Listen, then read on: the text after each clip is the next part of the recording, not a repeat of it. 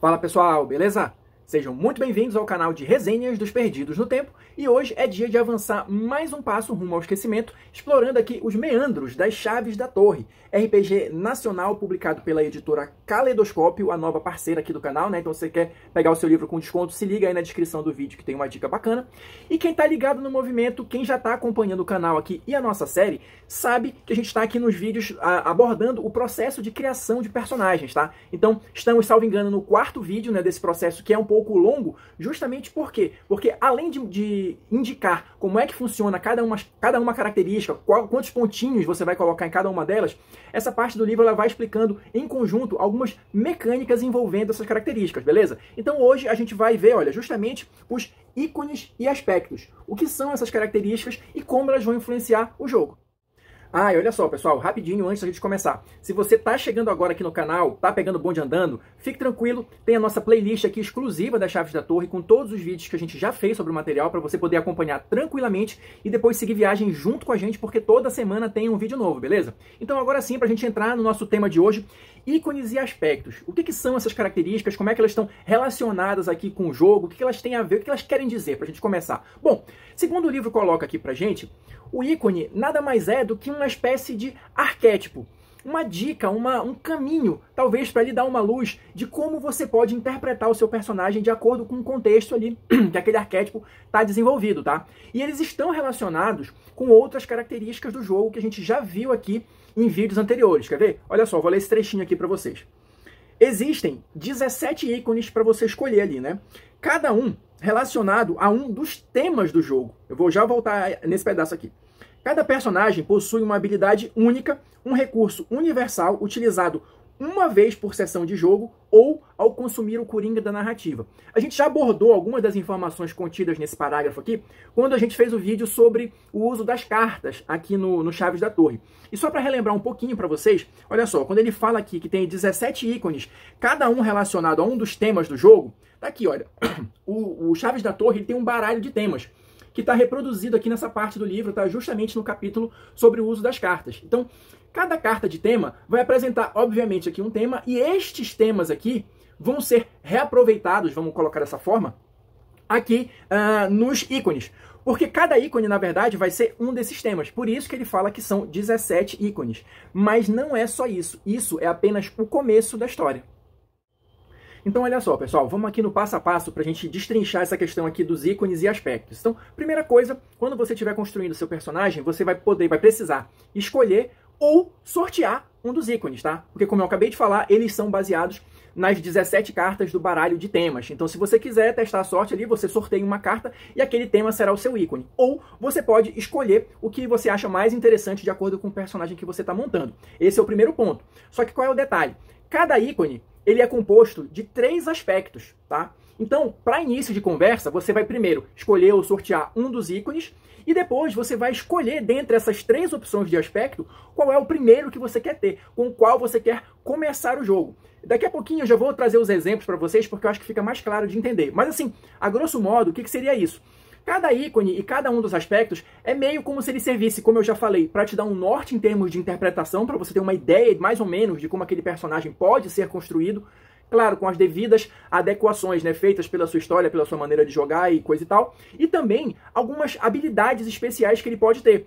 Cada um desses aspectos vai ter uma função específica, seja te dando aí alguma vantagem ou algum poder ou uma oportunidade a mais de pegar a narrativa para você, como a gente já viu acontecer em outros momentos do jogo. Então, regra geral, basicamente, é assim que funciona. Você vai ter inicialmente um ícone e um aspecto que você vai escolher de uma lista composta por 3, tá? Só para a gente fechar essa parte e entrar logo nos exemplos, os aspectos, na verdade, eles são 7, tá? E quais são eles? Guardião, encantador, trapaceiro, engenhoso, prestigiado, misterioso e predador. Mas olha só, como você deve estar imaginando já, se são 17 ícones e são só 3 aspectos, eles vão se repetir, certo? Certo. Esses 7 aspectos vão se repetir entre os ícones. Só que cada vez que ele aparece num ícone diferente, ele vai ser, claro, não exatamente igual à primeira vez, né, ao outro ícone que ele apareceu. Essas diferenças de interpretação, essas sutilezas, também fazem parte do gostinho ali, né, de você criar um personagem realmente complexo e realmente interessante e profundo até, em certa medida, nas Chaves da Torre.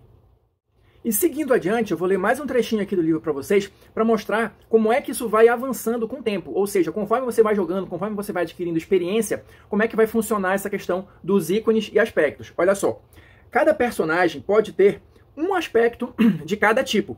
Durante o desenvolvimento da história e a evolução do personagem, ele adquire novos aspectos do seu ícone e dos demais, alternadamente. Ou seja, se eu escolhi aqui um ícone inicial, ele tem 3 aspectos, eu escolhi um deles, quando meu personagem avançar ou chegar num ponto em que ele pode adquirir um novo aspecto, ou eu pego o segundo aspecto do meu ícone, por exemplo, ou eu posso pegar um aspecto diferente, lembrando que são só 7 tipos, tá? Pegar um aspecto diferente pertencente a outro ícone, tá? Isso é possível, segundo o livro está colocando aqui pra gente. E aqui, olha, só pra gente fechar. Um aspecto concede uma habilidade secundária, mais simples, utilizada livremente e independentemente do coringa da narrativa, de acordo com seus próprios termos e limites. Ou seja, eu acho que vai ficar mais claro quando eu chegar nos exemplos. Mas assim, cada um desses aspectos, ele vai te dar uma condição, vamos dizer assim, né? Que você pode ali utilizar em determinados momentos do jogo, lembrando que ele tem aqui, né, a limitação que a gente falou no início, de ser uma vez por sessão. Então, olha só, vamos passar aqui finalmente aos exemplos para ver se dá uma clareada aí na mente. Olha só, a gente vai ter aqui, nas próximas páginas, uma lista com todos os ícones, né, todos os 17 ícones e seus respectivos aspectos, tá? Então vamos entrar aqui no primeiro logo aqui. Olha só, a fada é o nome do ícone, tá? E ela tá ligada ao tema natureza. Se vocês forem olhar lá no baralho de temas, tem uma carta com este tema lá, natureza. Então tudo que tiver em amarelo aqui vai ser justamente o tema no qual esse arquétipo, né, esse ícone foi inspirado. E aqui a gente vai ter, ó, só rapidinho aqui, os 3 aspectos, tá, que estão vinculados a esse ícone. Então assim, vai ser assim sucessivamente, olha, cada ícone com seus 3 aspectos. Mas eu vou ler aqui esse primeiro para vocês, pra gente ter uma base de como é que isso tá disposto aqui no livro, tá? Então olha só, a fada cria da natureza. O que que diz aqui o texto? A fada pode vincular uma maldição a uma promessa sendo realizada. Quem quebrar a promessa sofrerá a mácula estabelecida, recebendo um novo tabu. Tá? Também já vimos o que é o tabu em vídeos anteriores. Então, só por esse pequeno parágrafo, você já tem uma ideia do que a fada é capaz de fazer. E assim vai funcionar com os outros ícones. Cada um deles vai ter esse pequeno texto explicando qual é o poder, aqui entre aspas, qual é a habilidade especial que ele vai ter. Mas isso eu estou falando aqui só do ícone, tá? Além do ícone, a gente tem, claro, os aspectos. E aqui no caso específico da fada, os 3 aspectos que estão vinculados a ela são a trapaceira, encantadora e guardiã. Então na hora de escolher o personagem, se eu peguei o ícone fada, eu vou pegar mais um desses 3 aspectos aqui. Então eu vou fazer o seguinte, eu vou ler um aqui que tenha repetido em outro ícone para a gente ver a questão da diferença, como é que eles se adequam dependendo do ícone. Então eu vou pegar aqui, por exemplo, a trapaceira. Sempre encontra refúgio em meio ao mundo natural, onde meios de detecção comuns não poderão encontrá-la. Então esta é a habilidade especial, vamos chamar assim, entre aspas, vinculada ao aspecto trapaceira do ícone fada, tá? É assim que funciona. Então no caso, você anotaria na sua ficha lá algo do tipo a fada trapaceira, ou fada encantadora, que é o segundo aspecto, ou fada guardiã, que é o terceiro aspecto. É mais ou menos isso que funciona assim em princípio, tá? Vamos pegar aqui outros exemplos para a gente realmente conseguir diferenciar essa questão dos ícones e dos aspectos. Olha só, vou pegar esse ícone logo de baixo aqui, que tem 2 aspectos que são repetidos aqui da fada, para a gente conseguir diferenciar bem. Então o próximo aqui, olha, é a testemunha, a silhueta do esquecimento, tá? Então o que diz aqui o texto base? A testemunha pode desaparecer da cena sem dar maiores explicações de como foi parar em outro lugar. Essa seria a habilidade especial, né? Vamos lá, vamos para os aspectos aqui. Eu vou pegar trapaceira, que é repetido lá com o da fada, né? Então a trapaceira vinculada ao ícone da testemunha, o que ele diz? Sempre reconhece quem já conheceu antes, mesmo ele estando disfarçado. Percebe que não tem absolutamente nada a ver com o poder da trapaceira vinculada ao ícone da fada, entendeu? Então assim, cada um dos ícones vai ter os seus 3 aspectos e mesmo que eles sejam repetidos, né, vai ter um poder, vai ser algo diferente que vai estar relacionado de uma maneira mais próxima à essência do que o ícone quer passar. Quer ver outro exemplo aqui? Olha só, a testemunha, ela tem aqui um aspecto encantadora, que a fada também tem. Então vamos olhar aqui como é o da testemunha. Encantadora. Mantém sua identidade oculta durante todo o tempo no qual se mantém em movimento, tá? E o mesmo aspecto, encantadora, vinculado ao ícone da fada.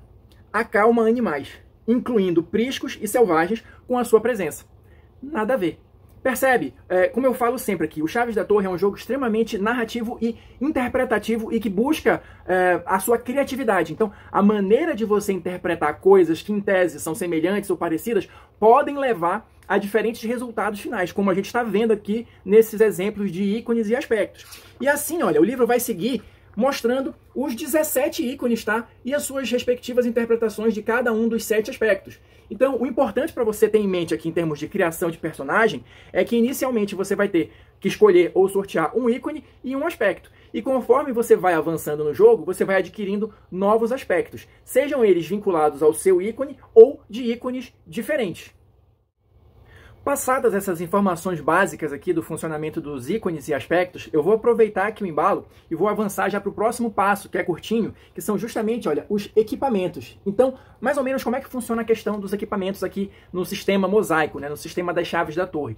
Os equipamentos, eles vão servir, em termos de jogo, tá, mais ou menos como são as competências, que a gente já viu aqui num vídeo anterior. Em que sentido? Eles vão alterar a quantidade de dados na sua pilha, tá? Então, se você tiver ou não um equipamento, isso vai influenciar se você tem, por exemplo, um dado extra na sua pilha, ou se você pode, de repente, ter um dado a mais de dificuldade se você não tiver o equipamento adequado para realizar aquela tarefa. Ou, dependendo da situação, se você não tiver o equipamento apropriado, você simplesmente não consegue fazer a ação, entendeu? Então, isso tudo vai depender da narrativa, da cena que está sendo construída ali e, claro, como sempre, do bom senso ali envolvido na construção da cena, beleza? E para efeito de mecânica, né, para efeito de pontinhos, bolinhas e regrinhas, como é que isso vai funcionar? No início do jogo, cada personagem vai começar com um equipamento, tá? A gente vai ter, mais pra frente no livro, um capítulo específico, né? Um dos apêndices falando dos equipamentos, tá? Então, provavelmente, a gente vai retornar a esse tema para dar mais alguns detalhes. Mas, por enquanto, guarda aí essa informação. No começo do jogo, cada personagem tem um equipamento e um berlock. Mas a gente já comentou, já falou essa palavra aqui em vídeos anteriores. Mas que diabos é um berlock? De uma maneira bem simples, o berlock, na verdade, ele é um pertence que o seu personagem vai ter também desde o início do jogo, só que ele é um pertence especial, ele tem um significado profundo para o seu personagem. Você vai ter uma ligação psicológica, moral, forte com aquilo. É como se é um objeto que ele é mais narrativo, tá? Mas ele também vai ter um efeito mecânico. E ele vai afetar, na verdade, ele funciona mecanicamente como um equipamento, tá? Ele também vai te dar dados bônus na jogada.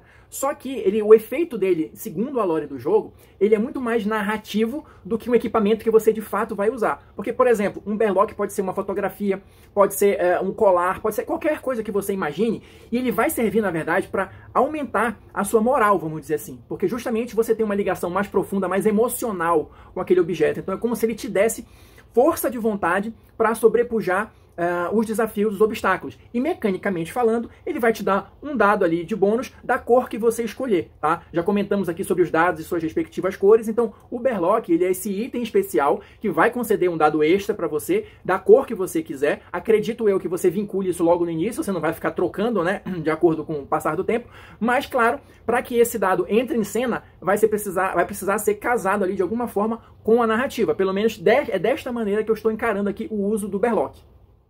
Quero ler só mais um trechinho aqui do livro para complementar as informações do berlock, olha só. O berlock é um passaporte que possibilita ao protagonista ir e vir de alguma memória, voltar para casa, para a sua zona de segurança e suas motivações, e representa também as suas motivações, tá?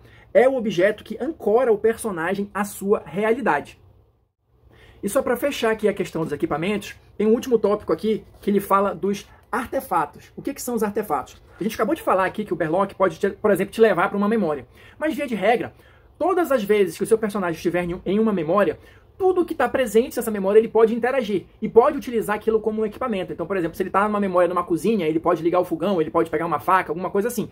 Só que esse equipamento só vai funcionar, vamos dizer assim, enquanto ele está na memória.